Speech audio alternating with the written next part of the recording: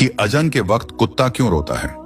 आपने देखा होगा कि अजान के वक्त, खास तौर पर फज्र और मगरिब की अजान के वक्त बहुत ज्यादा कुत्ते रोते हैं। तो उनकी क्या वजह है कि किस वजह से वह रोते हैं।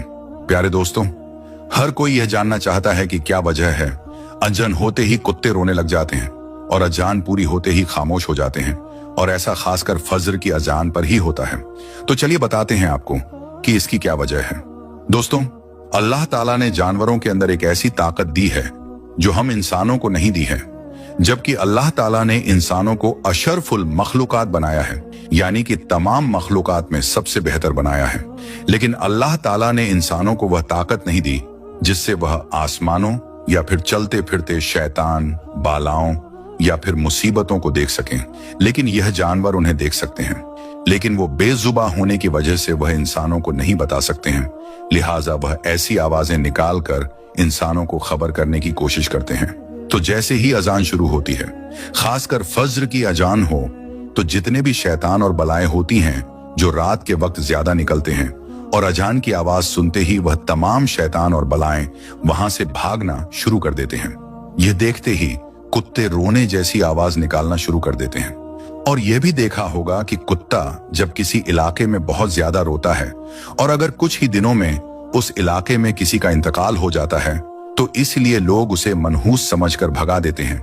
वह बेजुबान मनहूस नहीं होता, बल्कि उसे यह महसूस होता है कि इस इलाके में कोई मुसीबत आने वाली है, और वह इंसान को आगाह करने की कोशिश करता है। तो आप समझ गए होंगे कि अजान होते ही कुत्ता क्यों रोता है। ये तो आप जानते हैं कि रात के वक्त शैतान और बलाएं निकलते हैं, और सुबह के वक्त जब फज्र की आजन होती है तो वह शैतान और बलाएं भागना शुरू कर देते हैं, जिनको देखकर कुत्ते रोने जैसी आवाज निकालना शुरू कर देते हैं ताकि इंसान जागे और शैतान भागे। दोस्तों, अब हम आपको बताते हैं कि आजन के वक्त किन बातों का ध्यान रखना चाहिए। नंबर 1, अजान के वक्त बातचीत ना करें। नंबर 2, अजान हो रही हो तो सलाम भी नहीं करना चाहिए।